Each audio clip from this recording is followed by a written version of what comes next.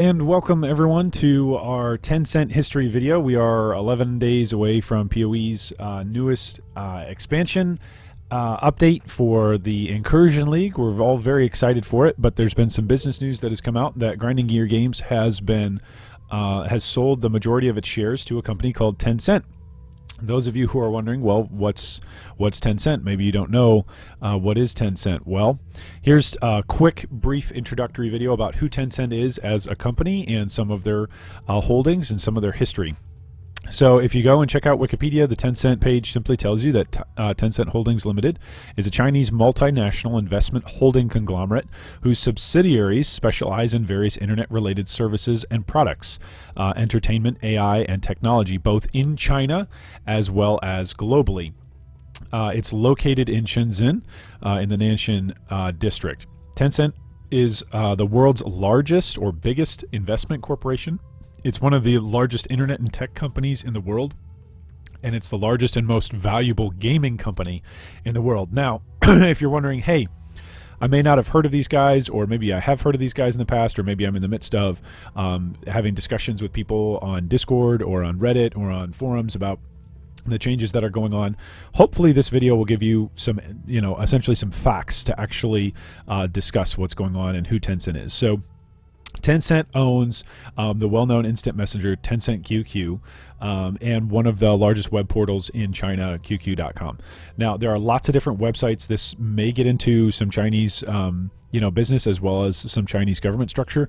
But just so you know, not everything that's available in the West is available in China. So, for instance, Facebook for a long time has been blocked in China. So for all of us in the West that connect using Facebook and make friends with gaming communities and with the gamers that we know that we play with online, and we connect via Facebook and use Facebook as, a hub for instant messaging, for events, for even buying and trading and selling, for hype, and for sharing about our own excitement and sharing in different cultural experiences. All of that is not available in China for Facebook as a platform. So they have their own social media, which there's a couple of different companies. One of them is WeChat, and that is owned by Tencent. So when we in the West think of Facebook as a massive big company, think if Facebook went out and acquired some gaming divisions, or set itself up such that it had some gaming divisions, and then went out and bought different game development studios in order to publish them. That's sort of what's going on here with Tencent, as they've purchased Grinding Gear Games and have done so with other game development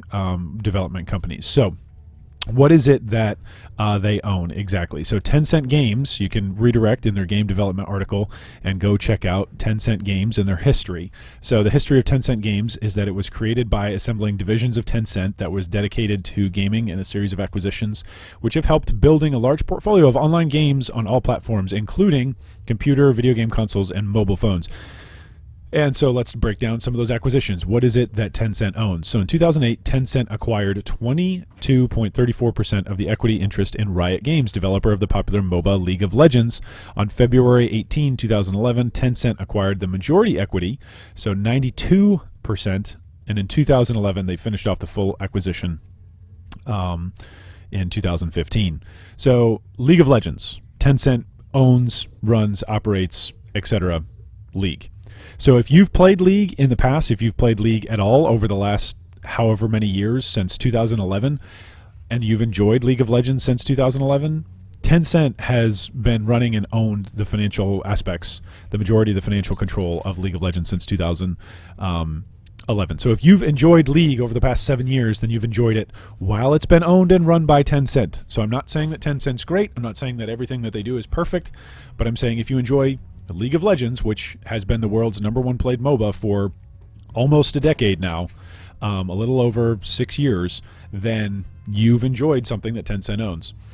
Okay, in 2013, Tencent increased its stake in Kingsoft Network Technology, a subsidiary of Kingsoft Corporation, to 18%. Tencent previously had owned 15% and raised the stake through a USD $46 million investment. On July in 2013, Tencent Games and EA reached a strategic cooperation by winning the Chinese esports FIFA Online proxy, which basically brought FIFA Online to China, because there are so many different legal things that are set up in China, the way how the government works and the way how the government allows for international trade. Essentially, a Chinese company's got to own a Chinese version of the game when you bring a game to China. And so Tencent is one of the companies that takes advantages of that and buys very, very popular, massive games that are massive internationally. And when they want to come in and people in China want to play those games too, Tencent wants to offer that, and they're the publisher that makes that happen. In 2014, Tencent agreed to pay about $500 million for a 28% stake in South Korea's CJ Games. In 2016, Tencent's consortium Halti spent $8.6 billion to acquire a total of 84% of Finland's Supercell, including 73% from SoftBank Japan, along with 12% from various Supercell employee shareholders, such as Tribal Conflict, Island Jones, Tribal Conflict, Royal War, Cartoon Fam, etc.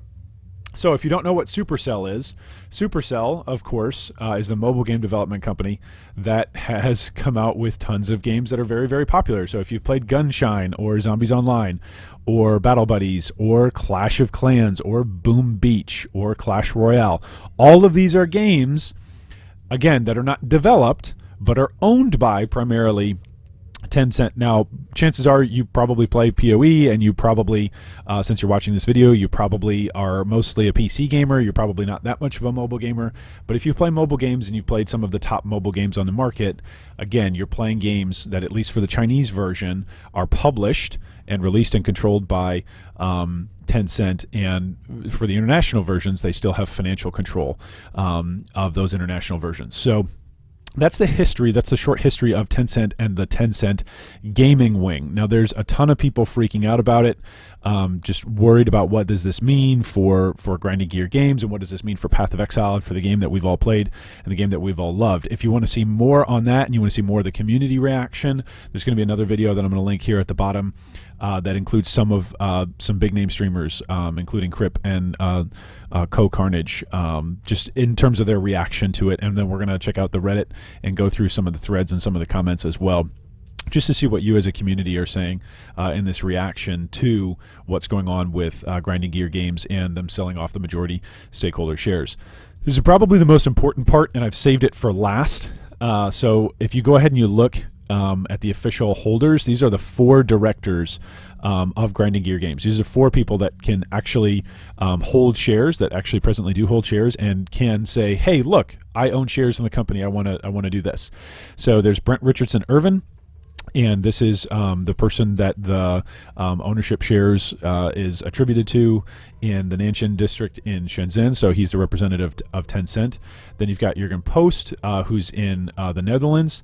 Then you've got Jonathan Woodfull Rogers, who's in Auckland, New Zealand. And then you've got Chris Wilson, who we of course all know and love and make memes about as the lead game developer. Now, if you wonder how these 4 directors break down in terms of their ownership, you can click on shareholdings, and again, I'll post this down into the YouTube comments, into the YouTube extra. You can just take a look and you can see there are 4 different allocations in how Grinding Gear Games is owned right now. And right now, 80% of it is owned by Tencent. That's not to say it's good or bad. Again, this is just talking about Tencent and their ownership and their history and how much they own of GGG. This is just to say right now they have 80% of the shares. There was a bunch of cash, and we're unsure about the purchasing power or the purchasing price that was placed to buy those shares out. But we do know that they have purchased those shares. It's all legal. It's all done. It's all settled. Chris Wilson still owns 13%, and then Jonathan Rogers owns 3.41%, and then the last allocation is Eric Tor in also in Auckland, and he owns 3.1 or 3.41%, not pi. My dyslexia is kicking in. Anyway, so that's how it breaks down. Tencent is now the biggest shareholder, which on the one hand you can look at as a good thing. It means that a massive company really wants Path of Exile to succeed. On the other hand, you may be reacting and going, yeah, but what is success? What does that look like? And what does that mean when I buy supporter packs now? And now I kind of feel weird about it. So anyway, so that's what we're going to talk about in the next video that you can see and you can click on and you can react. So feel free to comment and feel free to check out the next video where we're going to check out what the community is saying about Tencent's acquisition of Grinding Gear Games.